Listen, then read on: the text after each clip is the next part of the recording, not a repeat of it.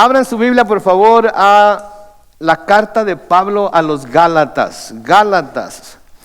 Y hoy vamos a estar en el capítulo 2. Gálatas capítulo 2.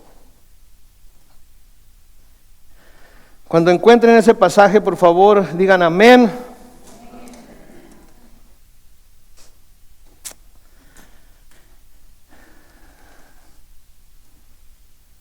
Y luego vamos a orar todos juntos.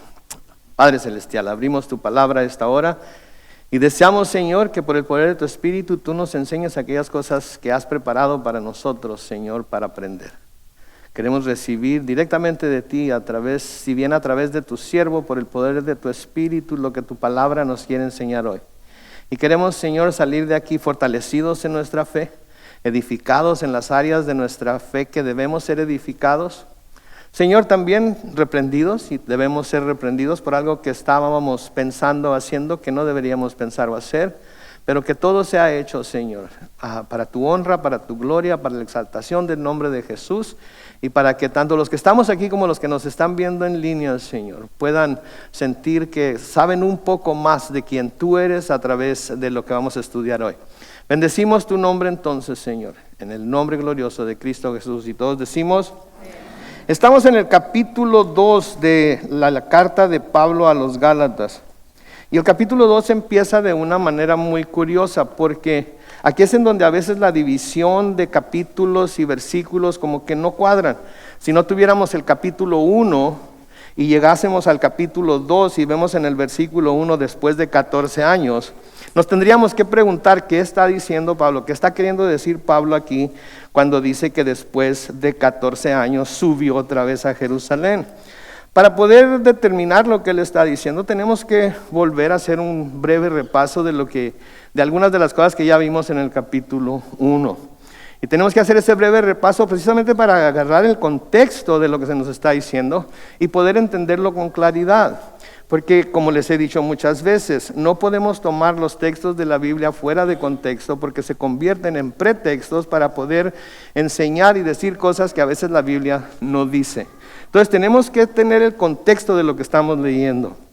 Algunas de las cosas que ya dijimos acerca de la carta de Pablo a los Gálatas es que la carta se escribió para presentar a las iglesias en Galacia, para presentarles la doctrina de la justificación por medio de la fe y para advertirles a esas iglesias en esa misma región que no buscaran adoptar las prácticas del judaísmo que algunos de los llamados judaizantes estaban tratando de imponer sobre ellos. Los religiosos judíos estaban yendo a las iglesias, no nada más en el área de Galacia, sino en todas las iglesias que Pablo estaba estableciendo y los otros apóstoles estaban estableciendo, tratando de alguna manera de convencer a los fieles que habían creído en el nombre de Jesucristo para su salvación y justificación, que había más que tenían que hacer, que había ciertas prácticas que tenían que seguir, que había ciertas doctrinas que tenían que adoptar, que había ciertos ritos a los que tenían que someterse. Y eso a Pablo no le gustaba absolutamente nada, porque Pablo, como se nos dice en el libro de Romanos, muy claramente predica que el justo por la fe vivirá. El justo por la fe vivirá. Entonces aquel que va a ser justificado por la fe en Cristo. Aquel que va a vivir de la manera en la que se vive después de venir a Cristo, lo va a hacer por la fe en Cristo. La carta a los Gálatas presenta principalmente un argumento a favor de la libertad cristiana. Y debo hacer énfasis en la palabra libertad, porque muchas veces y en muchos lugares se confunde la libertad con el... Sí saben. Muchas veces se confunde la libertad con el libertinaje. Y sin entender lo que en contexto Pablo está queriendo decir acerca de aquellas cosas de las que somos libres, se le aplica a toda manera de pensar, se le aplica a toda manera de actuar, se le aplica a todo tipo simplemente se aplica que somos libres en Cristo y ahora podemos hacer lo que nos dé nuestra regalada gana. Y eso no es lo que las Escrituras dicen. Las Escrituras dicen que somos libres, pero ahora somos libres para servirle a Dios como Él merece que se le sirva. Ahora somos libres para entender y seguir lo que nos enseña en su palabra de acuerdo a lo que Él nos enseña, nos dice en su palabra. Para eso somos libres. Y la prueba de que somos libres es que ahora entendemos muchas de las cosas que antes no entendíamos, ¿no es cierto? Ahora por el poder del Espíritu podemos comprender muchas de las cosas que la palabra de Dios nos enseña y podemos verlas con claridad y hasta nos podemos decir, qué bárbaro, ¿cómo es posible que no lo haya visto antes? ¿Por qué? Porque ahora su mente ha sido liberada, su corazón ha sido liberado y por el poder del Espíritu Santo lo puede entender. Entonces tenemos libertad como cristianos. Y debemos de buscar siempre ser justificados delante de Dios, no por medio de las obras de la ley o por medio de ritos religiosos, sino por medio de nuestra fe en Jesucristo. De nuevo, estos falsos maestros que se les llamaba judaizantes insistían en que la observancia de la ley ceremonial era una parte esencial del plan de salvación. Y eso no es lo que vemos que Jesucristo predicó, eso no es lo que vemos que Juan el Bautista predicó, eso no es lo que vemos que ninguno de los apóstoles, verdaderamente apóstoles, predicaban. Y esto es muy importante que lo reconozcamos, porque en nuestros días hay muchos supuestos apóstoles que predican todo tipo de cosas y que dicen que hay ciertos ritos, ciertos comportamientos, ciertas cosas que suceden en la iglesia que se tienen que cumplir para ser salvos. Y muchas de esas cosas no se tienen que cumplir para ser salvos, se cumplen porque somos salvos. Ahora, Pablo nos empieza a hablar en el capítulo 1, como ya les dije, que el evangelio que él anunciaba no había salido de criterios humanos. Nos dice claramente en el versículo 12 ahí del capítulo 1 que lo recibió o lo aprendió de nadie sino de Jesucristo, porque Jesucristo se lo reveló. Habla en ese primer capítulo acerca de su comportamiento en el judaísmo y de cómo perseguía y asolaba sobremanera la iglesia. Nos habla de lo avanzado que estaba él en todo lo que tiene que ver con las doctrinas, enseñanzas y de la ley judía, ¿sí? Pero también nos dice que él reconoce que Dios lo había apartado desde el vientre de su madre, ¿sí? Y lo llamó por su gracia, ¿sí? Cuando a él le agradó, porque quiso Dios revelar a través de Pablo a su Hijo. Quiso que Pablo lo revelara ante los no judíos o los no gentiles. Y nos dice ahí en el versículo 16 y 17 que cuando esto sucedió, él no se apresuró a consultar a nadie. De hecho, el versículo 17 del capítulo 1 nos dice, ni subí a Jerusalén para hablar con los que eran apóstoles antes que yo, sino que fui a Arabia, en donde a propósito se supone que Pablo recibió el evangelio de parte del Señor Jesús. Y luego dice que volvió a Damasco. Siguiendo ahí en el capítulo 1, viendo otros detalles importantes, se nos dice ahí en el versículo 18 que después, pasados 3 años, subió a Jerusalén para ver a Pedro y permaneció con él 15 días. Pero de nuevo hace hincapié en el versículo 19 que no vio a ningún otro apóstol, sino a Jacobo, el hermano del Señor. ¿Sí? Y les dice que en lo que les está escribiendo, él lo está diciendo delante de Dios para que no vayan a pensar que está mintiendo. Y luego se nos dice en el versículo 21, noten, que después fue a las regiones de Siria, de Cilicia, y ahí es en donde estuvo, en esos lugares, durante 14 años. Versículo 22 dice que las iglesias de Judea que eran en Cristo no lo conocían ni lo habían visto. O sea que aunque fue a Jerusalén, aunque pasó 15 días con Pedro y se dio a conocer, no se dio a conocer a las iglesias de Judea. En el versículo 23 y 24 del capítulo 1 dice, solamente habían oído decir, aquel que antes nos perseguía ahora predica la fe que en otro tiempo buscaba destruir y glorificaban a Dios en mí. Y ahí es donde nos quedamos en el último estudio. Pero ahora el capítulo 2 comienza de nuevo el versículo 1 en donde dice, después de 14 años de andar predicando el evangelio, después de 14 años de andar estableciendo iglesias alrededor del mundo oriental en aquel tiempo, después de 14 años subí, noten que dice otra vez, lo que implica que había ido antes a Jerusalén con Bernabé y también llevé conmigo a Tito. ¿Ok? Entonces, después de 14 años predicando el evangelio a los no judíos, o sea, a los gentiles, en las áreas de Siria y de Cilicia, Pablo vuelve a Jerusalén. Pero esta vez iba con un propósito muy importante, como vamos a ver más adelante. Noten que menciona 2 hermanos que van con él. Menciona a Bernabé y menciona a Tito. Los dos se convirtieron en acompañantes de Pablo en algunos de sus viajes misioneros. Y Bernabé en particular fue de gran ayuda para Pablo, porque en una de las ocasiones en las que Pablo visita Jerusalén temprano en su ministerio, muchos de los hermanos no creían que fuera seguidor de Cristo, porque sabían que había perseguido a la iglesia. Pero Bernabé intercede por él.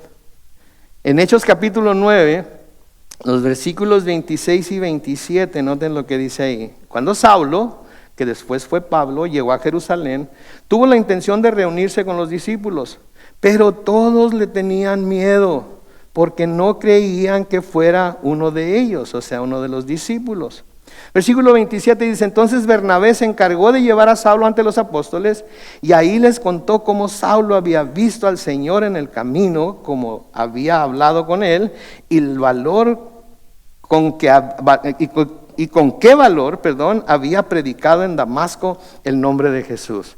Entonces Pablo llega a Jerusalén, quiere saludar a los discípulos. Hey, hermano, ¿cómo está? Hermana, qué gusto conocerle. Y todos los discípulos le hacían así, porque reconocían que era Saulo el que había andado persiguiendo a la iglesia.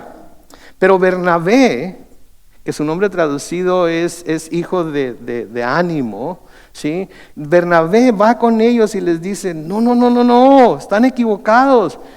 Este Saulo, el mismo Señor Jesucristo se le apareció, el mismo Señor Jesucristo lo tumbó de su caballo. No dice eso ahí, pero me imagino que les ha de haber dicho, ¿sí? Y vio al Señor en el camino a Damasco, y les contó cómo había hablado con él el Señor, y les contó con qué valor había predicado Pablo en Damasco el nombre de Jesús.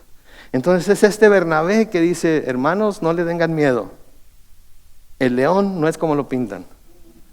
Pablo o Saulo ha sido alcanzado por Jesucristo, y ¿saben qué? Toda su manera de ver las cosas, todo su comportamiento, toda su ira, toda su religiosidad ha sido dejada a un lado, y ahora es uno de nosotros. ¿Se imaginan lo que los discípulos en Jerusalén debieron haber pensado? ¿Se imaginan el poder que le debieron haber atribuido a Jesucristo, que aún después de muerto y ascendido al cielo, aún tiene ese efecto sobre un hombre como Saulo era en aquel tiempo? Y eso es precisamente lo que hablábamos la semana pasada, que se podía confiar en que el evangelio de Pablo era el evangelio correcto, porque se podía ver el efecto que la predicación de ese evangelio tenía sobre aquellos que lo escuchaban y lo recibían. Y sabemos que el evangelio verdadero se está predicando en una iglesia cuando las personas que vienen, nuevas o no, escuchan la palabra de Dios siendo predicada en su contexto, de acuerdo a lo que en realidad está enseñando, y llega a sus corazones y empieza a hacer una obra de adentro para afuera, que empieza a transformar su comportamiento, empieza a transformar su imagen de Dios, empieza a transformar su imagen de Cristo, empieza a transformar la imagen que tienen del Espíritu Santo, e empieza a transformar la imagen que tienen de la iglesia en general. Y me atrevo a decir, porque me sucedió a mí, que muchos de ellos, después de haber odiado a la iglesia, después de haber odiado a los pastores, después de haber odiado a los cristianos, especialmente si les insistieron por mucho tiempo que se acercaran al Señor, muchos de ellos se enamoran de la iglesia, se enamoran de la comunión de los santos, se enamoran de nuestro Señor y de su Padre, se enamoran de ese sentir que solamente puede dar el Espíritu Santo cuando el Espíritu Santo de Dios mora en nosotros y nos mueve. ¿Sí? Ese es el efecto que el evangelio debe tener. El evangelio no debe tener un efecto de que, ok, voy a salir de aquí, me voy a ir a ser rico, o ya nunca me voy a enfermar, o voy a tener, ahora sí voy a tener todo lo que quiero. No, el evangelio debe de transformar a la persona de adentro para afuera, haciéndole cambiar completamente el corazón de piedra que tenía, convirtiéndolo en uno de carne, y no solamente en un corazón de carne, sino un corazón sensible a las cosas de Dios. ¿Sí? Ese es el mayor milagro que Dios puede hacer. Tomar un corazón endurecido, tomar un corazón malo, tomar un corazón completamente en contra de Él y de todo lo que Él significa, y volverlo en un corazón que lo ama y lo sirve y lo predica. Eso fue lo que pasó con Pablo. Y eso fue de lo que dio testimonio Bernabé que había pasado con Pablo. ¿Por qué? Porque Bernabé vio claramente el cambio que había habido en Pablo. Primero estaba en contra de la iglesia, en contra de Cristo, ¿sí? Tratando de apresar y hasta matar a los cristianos, y ahora estaba predicando al mismo Cristo que ellos adoraban. ¿Y saben qué veo yo aquí? Algo que yo veo aquí es que es muy bueno tener hermanos que nos conozcan lo suficientemente bien, ¿sí? Como para que puedan dar testimonio de nuestra vida en Cristo. Sí, que nos conozcan lo suficientemente bien como para que puedan dar testimonio de nuestra vida en Cristo. Pero a menudo lo que se tiene que hacer es que tenemos que conocer y dejarnos conocer. Y a muchos nos da miedo dejarnos conocer. Quizás hemos tenido malas experiencias. Quizás no confiamos en la gente. Quizás hemos sufrido a manos de personas que, llamándose hermanos, no lo fueron en realidad y nos lastimaron de alguna manera. Quizás hubo hermanos que en realidad eran hermanos, pero que nos lastimaron sin querer, o que nosotros lastimamos sin querer. ¿Sí? Nosotros lastimamos sin querer. Y a veces tenemos temor de darnos a conocer, ¿no es cierto?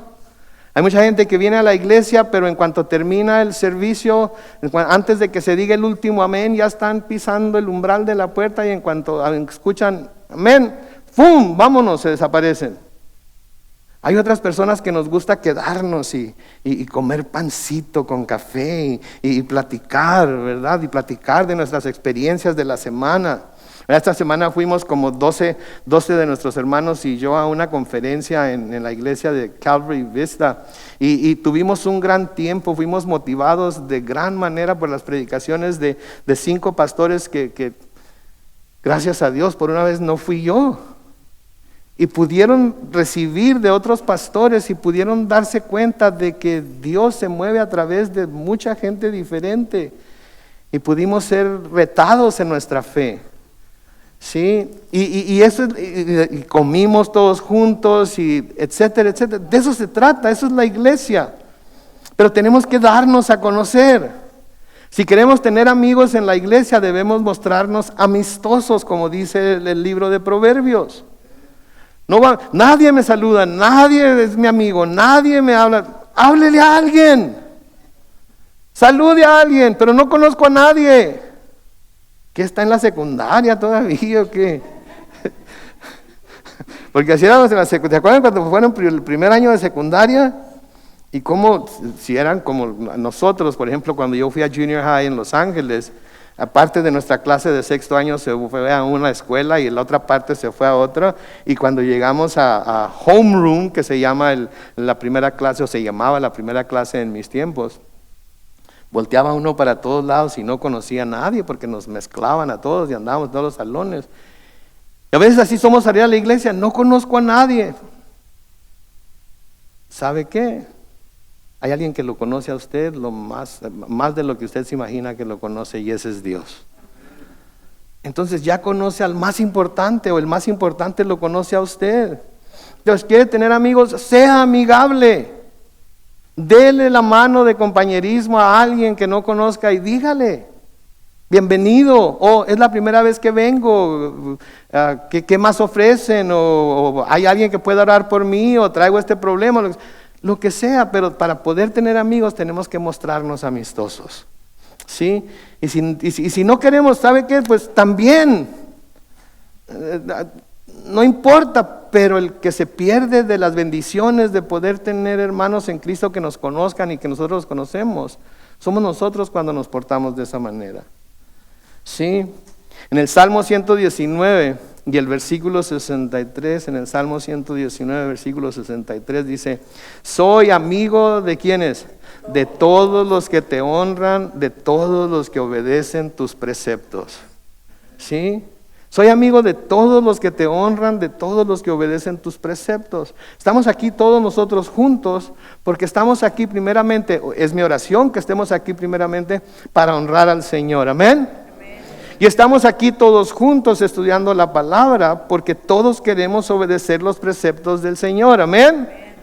Entonces, si ese es el caso, todos debemos ser amigos de todos. Amén. Sí, debemos de poder sentarnos a tomarnos una taza de café y platicar. Debemos de poder invitarnos los unos a los otros a los eventos que tenemos en la iglesia, los eventos de mujeres, los eventos de varones, etcétera, etcétera. Y debemos de poder entablar amistades y relaciones personales arraigadas en lo que es la palabra de Dios para poder conocer y ser conocidos. ¿Sí?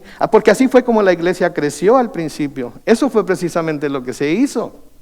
En Hechos capítulo 2, comenzando los versículos 41 y 42, noten lo que dice, Hechos 2, 41 y 42 dice: fue así como los que recibieron su palabra fueron bautizados, y ese día se añadieron como 3,000 personas. Versículo 42, noten 4 cosas que menciona el versículo 42, las cuales, número 1, ¿qué hacían? Se mantenían fieles a las enseñanzas de los apóstoles. ¿No es lo que hacemos aquí? Sí. Número 2, ¿qué hacían? Y en el mutuo compañerismo. ¿No es lo que buscamos aquí? Sí. Número 3, me encanta, ¿en qué? El partimiento del pan. Y número 4, en las oraciones. Esa era la iglesia cuando comenzó. Esa debe ser la iglesia hoy. Y esa debe seguir siendo la iglesia hasta que el Señor venga por nosotros. Sí, por eso siempre les estoy invitando. Yo siempre les estoy tratando de enseñar las enseñanzas de los apóstoles basadas en las Escrituras. Siempre estoy buscando que todos tengamos compañerismos los unos con los otros. Sí, definitivamente siempre les estoy diciendo que debemos engordar todos juntos, ¿verdad? Así es que por eso hablamos del partimiento del pan, ¿verdad? Nos encanta partir pan, ¿a poco no? Nos encanta compartir los alimentos, ¿a poco no? Así es que ya empiecen a pensar en el domingo que entra, porque vamos a... ¿Ok? Va a ser buffet. Y en las oraciones. Eso es lo que compone una iglesia. No son los ritos, los rituales y los eventos, y que todo eso es bueno, no me malentiendan. Pero esto es de lo que se trata. Y si ustedes tienen tiempo viniendo a Calvary Chapel San Diego en español, ustedes saben que estas 4 cosas están presentes en todas nuestras reuniones. En todas nuestras reuniones, de eso se trata. Vayan con las damas, la palabra de Dios, ¿sí? El compañerismo unas con otras. Definitivamente el partimiento del pan y las oraciones. Martes en la noche, lo mismo, grupo de lectura, lo mismo, grupo de varones, lo mismo. Porque así es como la iglesia debe crecer. Así es como la iglesia crece. Seguimos leyendo ahí en Hechos capítulo 2, los versículos 46 y 47. Noten lo que dice ahí. Versículo 46. ¿Cuántos días? Todos los días se reunían en el templo y ¿qué hacían? Otra vez, partían el pan en las casas y comían juntos, como con alegría y sencillez de corazón, mientras alababan a Dios y brindaban ayuda a todo el pueblo. Y cada día el Señor añadía a la iglesia a los que habían de ser salvos. Es la misma fórmula. Vamos a reunirnos, vamos a estudiar la palabra, vamos a adorar a Dios, vamos a alabar su nombre, vamos a comer todos juntos, obviamente, y vamos a orar. Y cada día el Señor va a ir añadiendo a aquellos que deben de ser salvos. ¿Sí? De eso es de lo que se trata. De nuevo, los eventos, qué bueno que los hay. ¿Sí? Las pantallas y videos, qué bueno que los hay. Pero esta es la esencia de la iglesia. ¿Sí? Y porque Bernabé conocía a Pablo como lo conocía tan íntimamente, ¿sí? Porque no tuvo miedo de hacerse su amigo, y Pablo no tuvo miedo de hacer a Bernabé su amigo, de ir y buscarlo.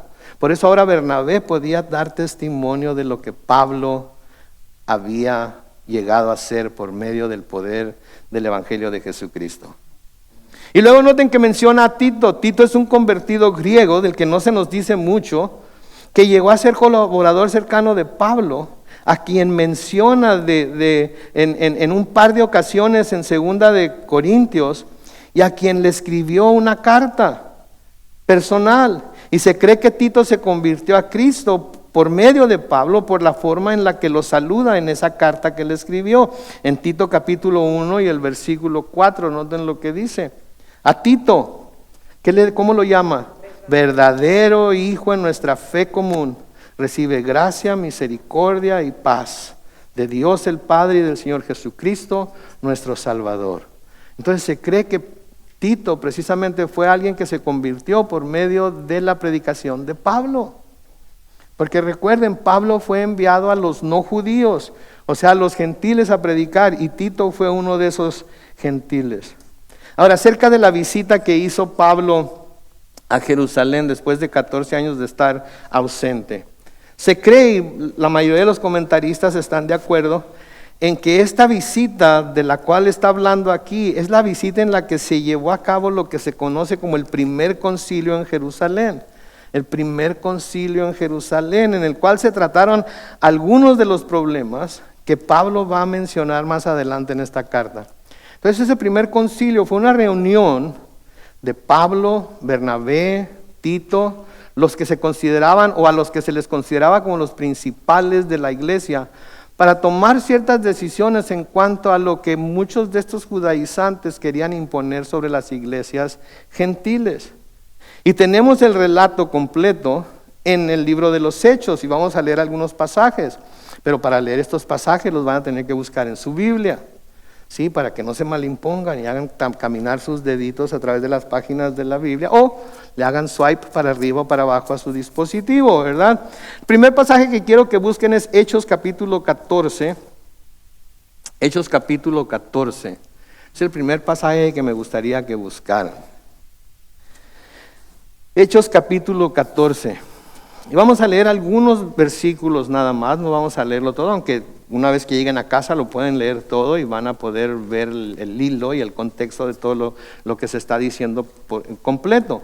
Pero en Hechos capítulo 14, los versículos 24 al 28, noten lo que dice. Luego de pasar por Pisidia, llegaron a Panfilia y después predicaron el evangelio en Perge y se fueron a Atalía. De ahí navegaron hasta Antioquía, en donde habían encomendado a Dios en donde los habían encomendado a Dios para que hicieran la obra que ya habían cumplido. Versículo 27. Cuando llegaron, reunieron a la iglesia y narraron las grandes cosas que Dios había hecho con ellos. Estamos hablando de Pablo y sus acompañantes, Bernabé y Tito. Y cómo había abierto la puerta de la fe para que los no judíos entraran por ella. Y ahí se quedaron mucho tiempo con los discípulos. De ahí nos tenemos que pasar al capítulo 15, ahí inmediatamente, los versículos 1 al 5. Noten, de Judea, mientras ellos estaban ahí en Antioquía, de Judea llegaron algunos que enseñaban a los hermanos que si no se circuncidaban según el rito de Moisés, no podían ser salvos. Ahí está el primer problema. Que llegaron hermanos de Judea, que eran judíos, ¿sí? Y noten que los llama hermanos, que enseñaban a los hermanos de las iglesias del territorio en donde estaban, especialmente de Antioquía, que si no se circuncidaban según el rito de Moisés no podían ser salvos. Es semejante a lo que se dice en muchas iglesias en nuestros días. Ok, está bien que crean, pero te falta algo. Te falta bautizarte. Te falta bautizarte en el nombre de Cristo. No, te falta bautizarte en el nombre del Padre, del Hijo y del Espíritu Santo. Te falta que seas confirmado, te falta que seas bautizado, nunca has hecho la primera comunión, te falta que cumplas con este rito, con aquel rito, te falta que hagas tantas cosas. Está bien que creas, pero tienes que hacer algo más para poder ser salvo. En este caso era la circuncisión. Y vamos a ver que esto de la circuncisión, que a mí se me hace reíble, ¿existe esa palabra? Se me hace como que es algo curioso que se mande. Risible, gracias, he aprendido algo nuevo hoy, risible. Se me hace algo tan curioso que algo como la circuncisión la pusieran como una cosa de contienda. ¿Sí? Algo tan extraño, ¿no les parece?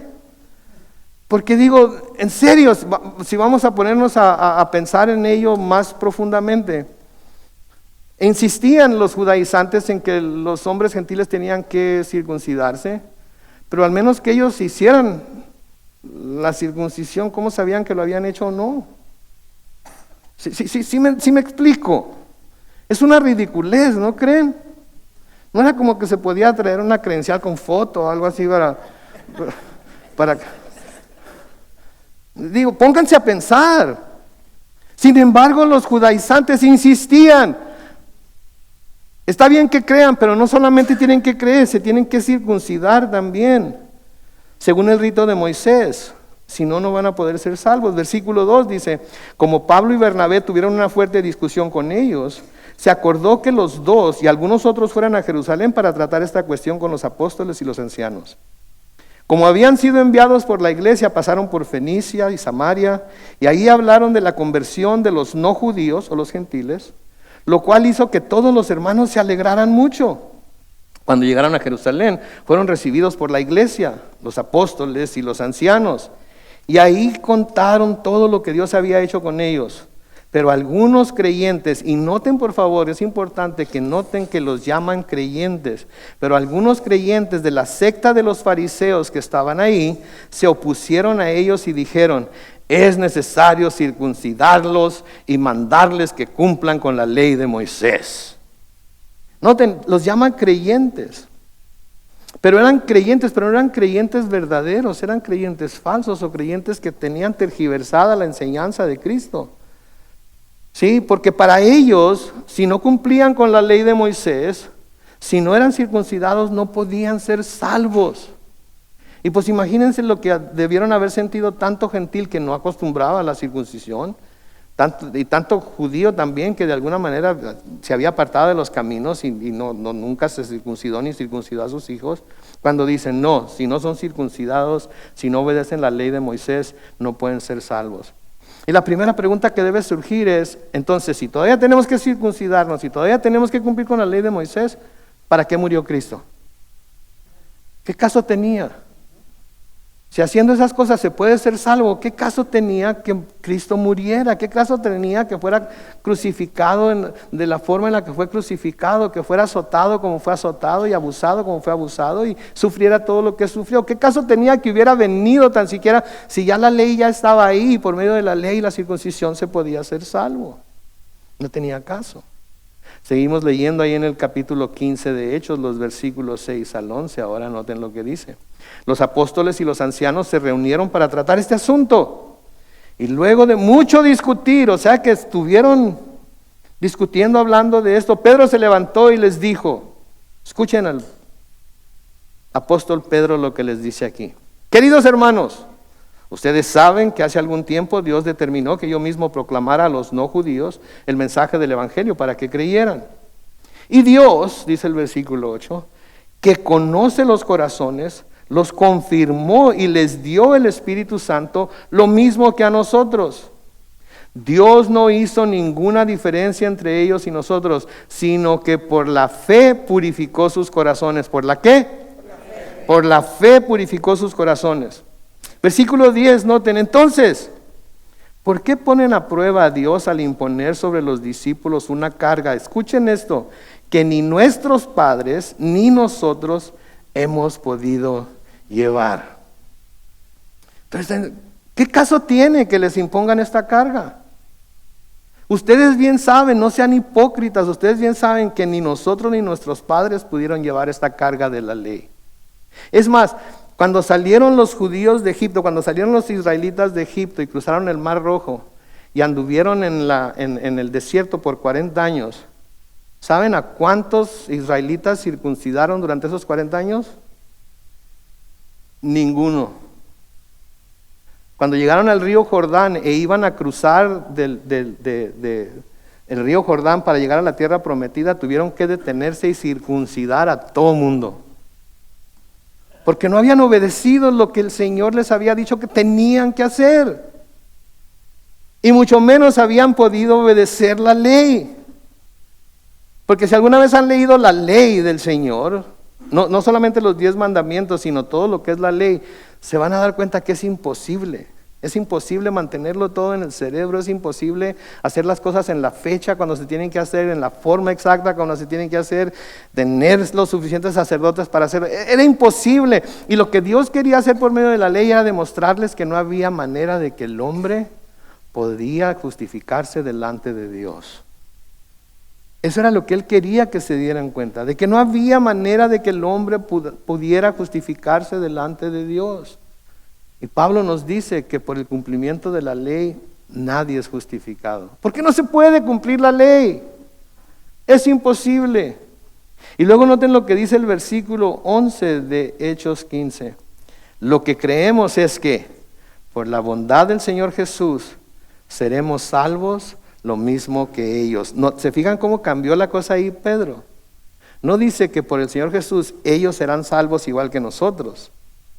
Les está diciendo a los judíos, nosotros seremos salvos igual que ellos. Les está diciendo a los judíos, ya no hay necesidad de circuncisión, ya no hay necesidad de obedecer la ley. Ya déjense de esas cosas porque ya no tiene caso. Ya murió Jesús, Él fue el cumplimiento de la ley, así es que ya no hay necesidad de todo ello. Y saben que cuando la iglesia escucha cosas como estas y ve cosas como estas en las Escrituras, debería de gritar un fuerte amén, porque si todavía tuviéramos que cumplir la ley, si todavía tuviéramos que cumplir con los ritos, con todos los requisitos religiosos que a veces nos tratan de imponer, seríamos las personas más dignas de lástima, porque íbamos a andar como muchos cristianos, pseudo cristianos, o como muchas religiones cristianas, todos tristes, todos caídos, no había haber gozo, íbamos a estar todos cargados con todo tipo de peso y íbamos a tener que estar siempre en la iglesia y nos iba a dar miedo ir después de haber faltado 2 o 3 domingos porque todo el mundo iba a andar, qué vergüenza hermano, qué vergüenza hermana, ¿cómo es que no ha venido? ¿Qué le está pasando? Ya cayó en pecado, ¿por qué se viste así? ¿Por qué se viste acá? ¿Por qué se pone esto? ¿Por qué no se pone aquello? ¿Por qué trae su Biblia en su dispositivo y no en un libro como debe ser? ¿Cuántos de nosotros vendríamos a la iglesia si ese fuera el tipo de iglesia que tenemos? En esta iglesia nada más una cosa se prohíbe y se va a prohibir únicamente mientras estemos en este lugar. ¿Saben qué es? Meter café al edificio. Meter café al edificio porque no es nuestro, pero cuando tengamos un edificio nuestro, ¿sabe qué? Café, chocolate, té. Nomás no traiga solamente para usted, traiga para los demás también. Entonces noten que Pedro les cambia todo el escenario ahí. Lo que creemos es que por la bondad del Señor Jesús seremos salvos lo mismo que ellos. Así como los gentiles van a ser salvos por medio de la fe en Jesús, así nosotros los judíos podemos ser salvos también. Era para que los judíos hubieran dicho, gloria a Dios. Pero así como los judíos, entre los judíos había tanta gente que estaba la ley, así hay mucho cristiano que dice, tenemos que hacer esto, tenemos que hacer esto otro, tenemos que cumplir con este requisito, tenemos que vestirnos de tal forma, tenemos que traer el pelo de esta forma, tenemos que tener velo, tenemos que traer faldas de mezclilla hasta los tobillos, no podemos ponernos tacones, no podemos ponernos collares, no podemos venir a la iglesia con tenis, calle, boca, para lengua,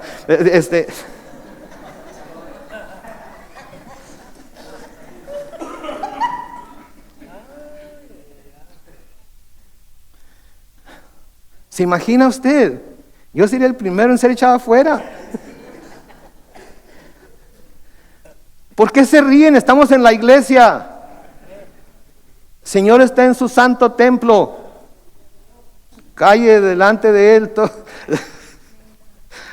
Mis hermanos, el cristianismo no es para estar cargado con todo tipo de... es para ser libres en Cristo. Saber que somos aceptados delante de Dios, no por lo que nosotros podemos hacer o debemos hacer, sino por lo que Cristo hizo ya en la cruz por nosotros.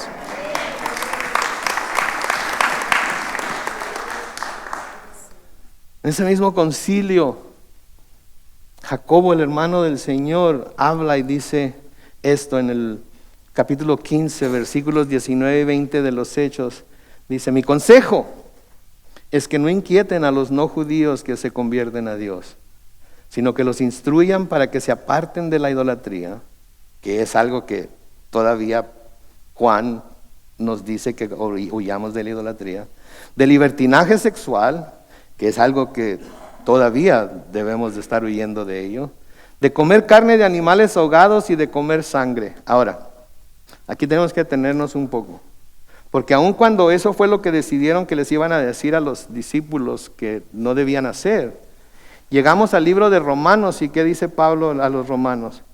Todo que lo que les pongan enfrente, ¿qué hagan? Cómanselo. Den gracias a Dios y coman su tocino con huevos, no le hace. Cómanse sus tacos de moronga.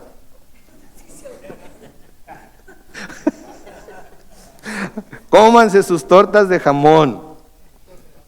Somos libres en Cristo de comer lo que queramos comer. Ahora, hay cosas que no convienen comer, ¿verdad? Por ejemplo, la langosta. ¿A quién le gusta la langosta? Calle, boca, pare, lengua, ¿verdad? Con mantequilla, tortillas de harina, frijolitos, así frijolitos enteros de arroz, así estilo Puerto Nuevo. Pero ¿sabía usted que cada vez que se come una langosta se está comiendo una aspiradora del océano? Y los camarones también, porque succionan el suelo y todas las impurezas se quedan atoradas en el caparazón, ¿sí? Y de ahí es en donde se nutren y se hacen gorditas para que nosotros no la comamos. Entonces todo lo podemos comer, pero como dice Pablo, hay cosas que no nos conviene comer, ¿verdad?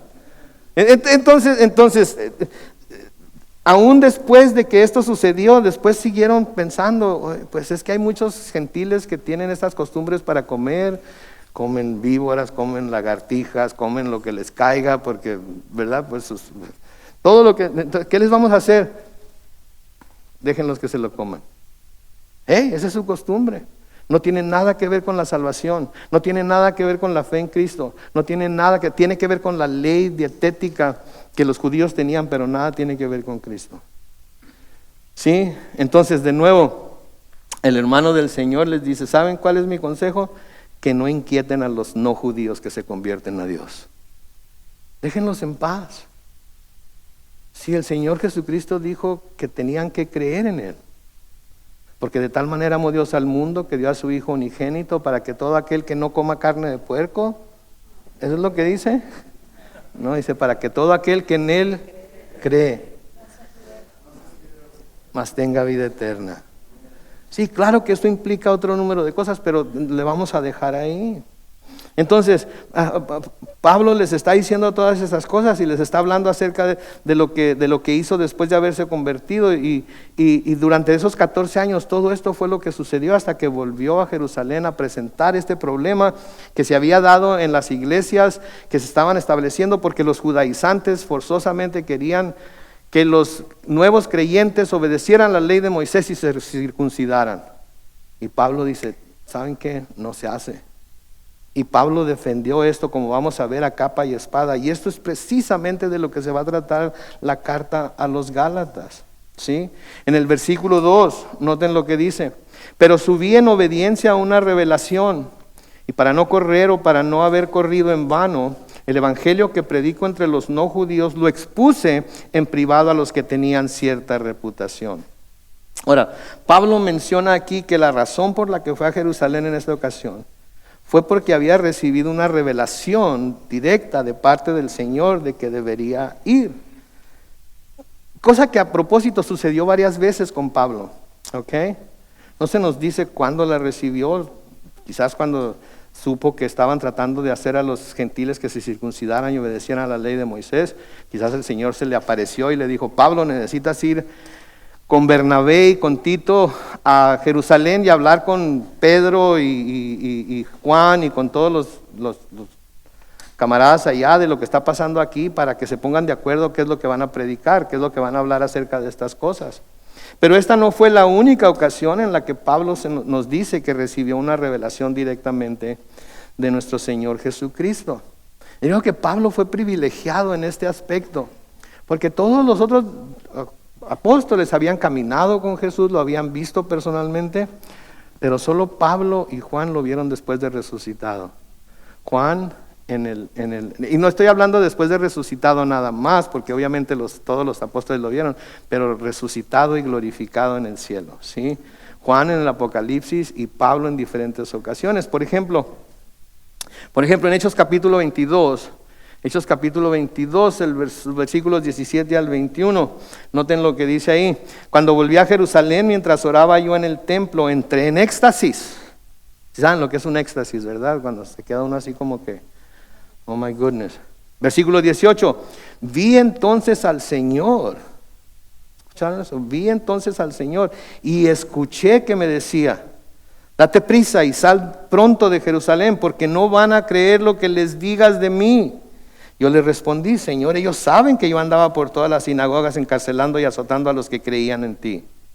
Cuando corría la sangre de Esteban, tu testigo, yo estaba ahí, aprobando su muerte con mi presencia y cuidando la ropa de quienes lo mataron. Pero el Señor me dijo: anda, que voy a enviarte lejos a los que no son judíos. Entonces Pablo tuvo una revelación clara del Señor Jesucristo aquí, y el Señor Jesucristo le habló directamente diciéndole lo que quería hacer. Sí, ese es un gran privilegio, que yo a veces pienso: Señor, ayúdame a ser como Pablo para que tú seas conmigo como fuiste con él. Y luego pienso: no, mejor no.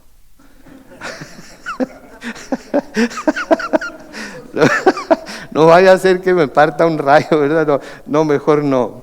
Pero cuando se pone uno a estudiar estas cosas y ve estas y piensa uno: ¿por qué, Señor? ¿Por qué ya no? ¿Por qué ya no deberías de hacerlo? Deberías de hacerlo. Pablo era alguien especial.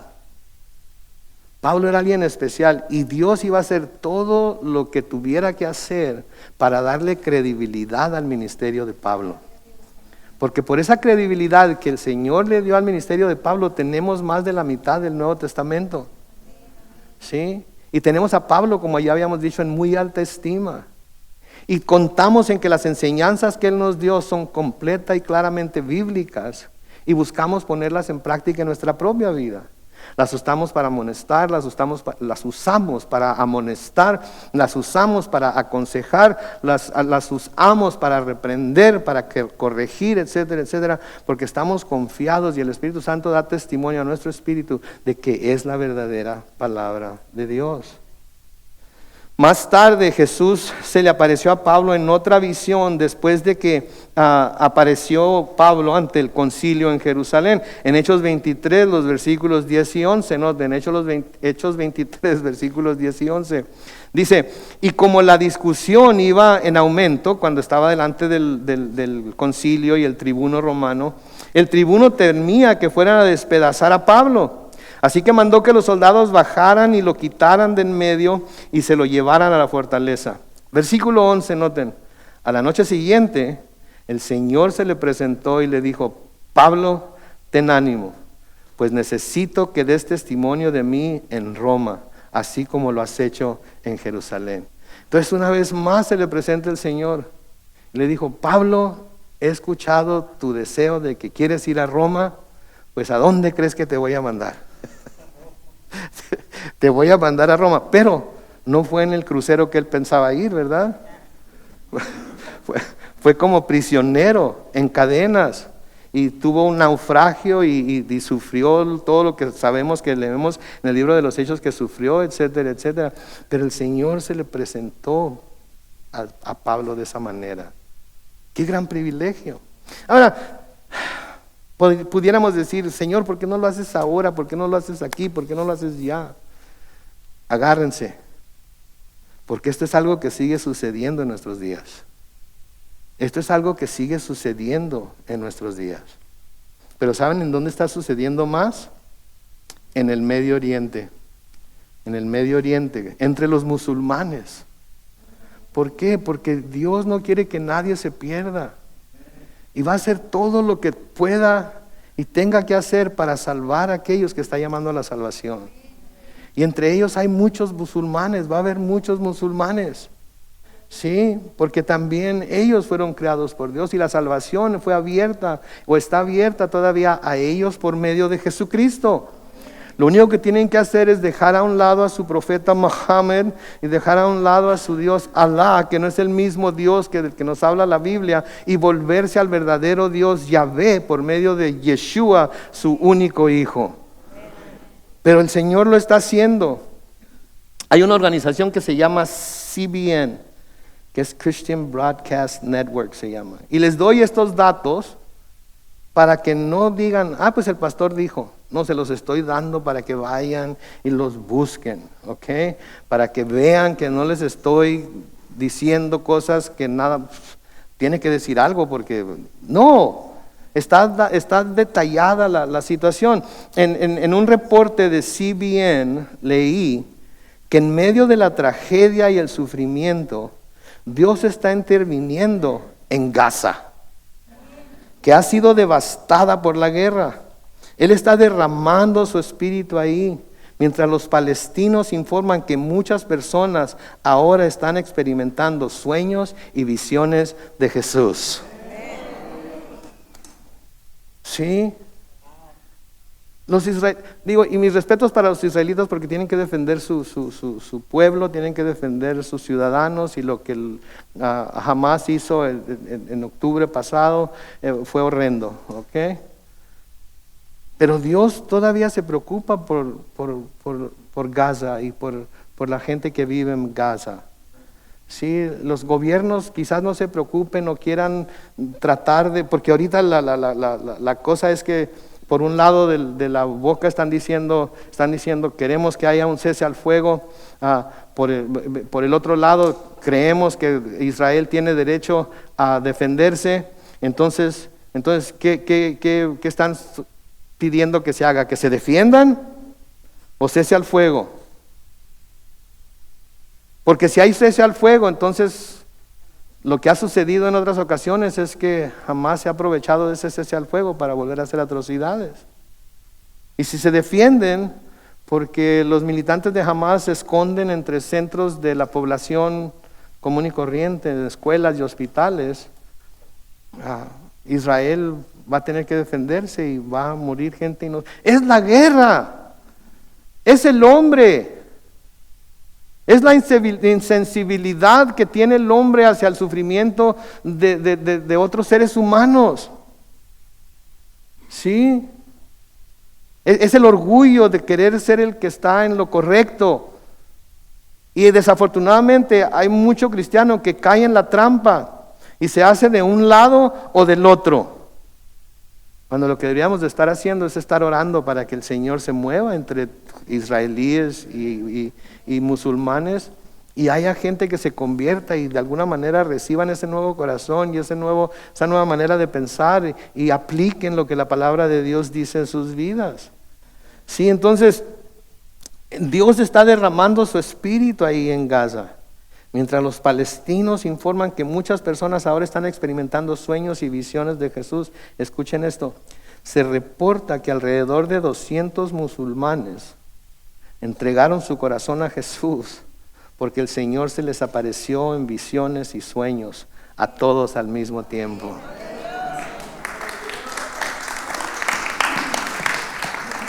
Digo, a veces pensamos que Dios no está haciendo nada, que a Dios no le importa lo que está pasando. ¿Qué te pasa, Señor? Porque Él está haciendo, aunque nosotros no lo veamos, aunque nosotros no lo sintamos, Él está haciendo su obra. Lo que debemos de estar haciendo de hoy en adelante es estar orando para que otros 200 lo vean y se conviertan a Él. Y así sucesivamente, 200 a la misma vez. Sí, se les apareció en visiones y sueños, y dice que se abrazaban y se regocijaban, se daban cuenta de que todos habían tenido la misma visión. Nadie se los contó. Ellos lo vieron y lo recibieron. Y así es como obra Dios. Cuando Dios hace algo y cuando tenemos dudas de si lo que está haciendo, lo que está pasando es la voluntad de Dios o no, buscamos confirmación afuera de nosotros mismos, más allá de las circunstancias, más allá de lo que nos rodea. Y buscamos consejo. Y cuando hay un consejo que esté de acuerdo a lo que la palabra de Dios nos dice, seguimos ese consejo aunque a veces no sea lo que queremos hacer. Es difícil para nosotros como seres humanos, pero estas personas se dieron cuenta de que Jesús, que habían visto a Jesús en visiones y sueños, porque se les apareció a 200 musulmanes a la vez. My goodness. Entonces, ¿cómo que Señor, que todavía pase? Todavía está pasando. Sí, lo que pasa es que a veces nosotros aquí en Estados Unidos vivimos una vida espiritual tan tranquila, tan bendecida, tan sin problemas. ¿Sí? Si nos estuvieran cayendo bombas encima, si nos estuviera lloviendo fuego de metralleta por un lado, si estuvieran muriendo nuestros hijos y nuestros nietos y nuestros parientes porque alguna fuerza hostil viene a atacar, estaríamos de rodillas, ¿no creen ustedes? Y Dios quizás se nos aparecería para decirnos, todo va a estar bien, todo va a estar bien. ¿Sí? Todo va a estar bien. Pablo entonces les expone primeramente a quienes se les consideraba como de reputación en la iglesia, el evangelio que estaba predicando. Pero mis hermanos, no malentiendan, no se los expone porque tuviera duda de que el evangelio que predicaba era el evangelio verdadero, sino para asegurarse de que no fuera a causar alguna división cuando se le presentara al resto de la congregación. Y podemos ver que el Espíritu Santo se movió entre los principales de la iglesia y Pablo y Bernabé y Tito, porque llegaron a un acuerdo. Ok, no vamos a exigirles absolutamente nada. Nada, lo único que les vamos a exigir es que se aparten de la idolatría, de la perversión sexual y que no coman animales muertos, ahogados o que no coman sangre. Entonces todo el mundo estuvo de acuerdo. ¿Por qué? Porque buscaron el rostro de Dios y en concilio llegaron a la conclusión de que esto es lo que Dios quería para ellos.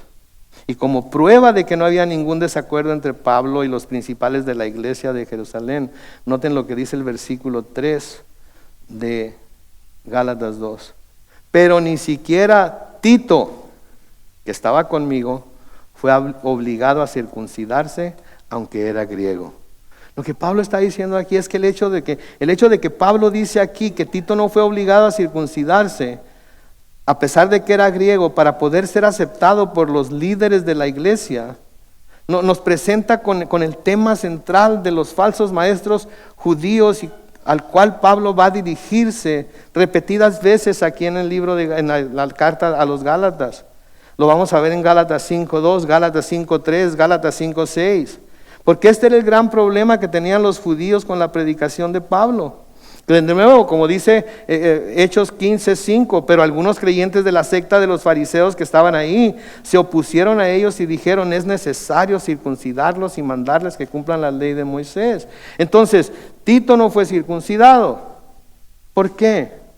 Porque circuncidarlo habría sido una señal para todos los demás gentiles de que seguir la ley judía era necesario para que una persona se convirtiera en una persona cristiana.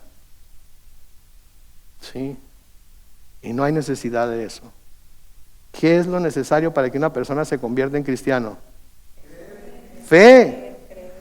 Fe, creer en Jesús, que Él es el Hijo de Dios, que vino a la tierra, que murió en una cruz, que fue sepultado y al tercer día resucitó y ahora está sentado a la diestra de la majestad intercediendo por nosotros. Eso es lo que se necesita. ¿Sí? Conforme vamos caminando con Él, su Espíritu nos empieza a revelar ciertas cosas que tenemos que ir haciendo a un lado, ¿no es cierto? Nos revela esas. Yo me acuerdo cuando tenía el pelo hasta acá, hasta donde una vez tuve la cintura. Me acuerdo cuando traía racadas y una cruz colgando de una racada. Me acuerdo cuando me quería tatuar, pero mi esposa no me dejó, así es que no me tatué y ahora le doy gloria a Dios de que no me tatué. Porque ahora estoy seguro que me hubiera tenido que quitar. El Señor, por el poder de su Espíritu Santo, nos va quitando las cosas que de alguna manera pudieran ser tropezadero para alguien, o que de alguna manera pudiera estorbarnos para caminar como debemos caminar con Él. Pero no debemos imponer ninguna de estas cosas sobre la gente. Que el Señor les hable, que el Señor les diga. Sí, que el Señor les reprenda si es necesario que los reprenda. Sí. Por eso debemos evitar cualquier insinuación de que la salvación depende de la fe en Jesús más alguna otra cosa. No importa qué tan piadosa parezca. No importa qué tan piadosa parezca. No importa que se le llame bautismo, no importa que se le llame manera de vestir, no importa que se le llame las cosas que comemos, no importa qué se le llame. No, tienes que creer, pero también tienes que falso maestro. Falso maestro. ¿Verdad? El Señor nos va a mostrar lo que sí debemos dejar. Entonces, por eso debemos evitar cualquier insinuación de que la salvación depende de la fe en Jesús más alguna otra cosa. En Colosenses capítulo 2 y el versículo 14, Pablo, hablando de Jesús, dice: ha anulado el acta de los decretos que había contra nosotros. El acta de los decretos está hablando de la ley y que nos era adversa. La quitó de en medio, ¿y qué hizo con ella? La clavó en la cruz. La clavó en la cruz. Para que darle un aplauso al Señor, claro que sí.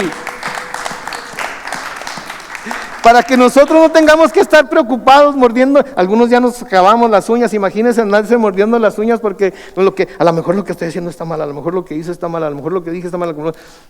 Vaya a la cruz de Cristo y que la sangre de Cristo lo lave. Sí. Ahora no lo use como excusa, ¿verdad? Pero eso es lo que se debe hacer. En Hebreos capítulo 7, los versículos 18 y 19, noten lo que dice. De modo que el mandamiento anterior quedó ¿qué? Por resultar endeble y ¿qué? E inútil. Por las obras de la ley nadie será justificado. Entonces el mandamiento anterior queda anulado completamente por resultar endeble e inútil. Versículo 19, ya que la ley no perfeccionó ¿cuánto? Nada, y en su lugar tenemos una esperanza ¿qué? Por la cual nos acercamos a Dios. ¿Qué es esa esperanza? Jesucristo. Jesucristo. Él es nuestra esperanza.